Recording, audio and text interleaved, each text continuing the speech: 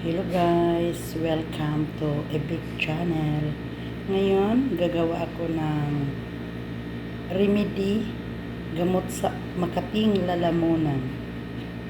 Meron akong isang lemon instead of lemonsito. Wala man dito.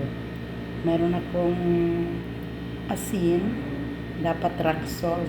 Wala man akong rock salt, di iodized na lang ang ginamit ko. Meron akong maligamgam na tubig, tsaka empty glass. Ngayon, umpisahan ko na.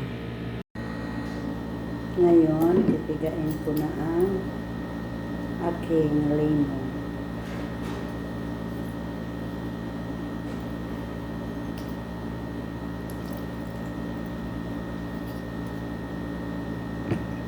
Lemon na lang ang gamit ko kaya wala man akong lemonsito.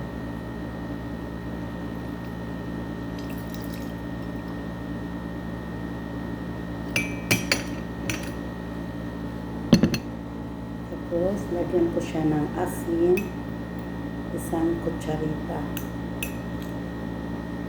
Isang kutsaritang asin. Tsaka, lagyan ko siya ng maligamgam na tubig. Haluin ko muna.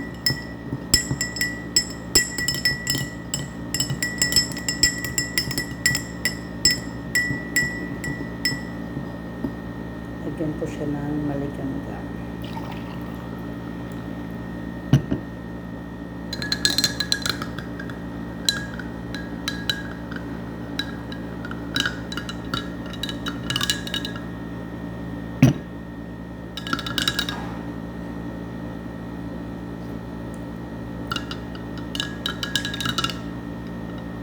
Maganda yung medyo nag-agaw ang lasa ng asin at saka sa lemon or lemonsito.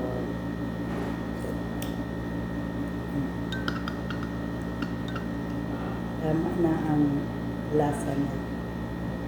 Kaya simpleng paggawa ng gamot para sa ubo sa makating lalamunan. Thank you guys. Kung hindi pa niyo ako subscribe, please subscribe my YouTube channel. Thank you. Bye-bye.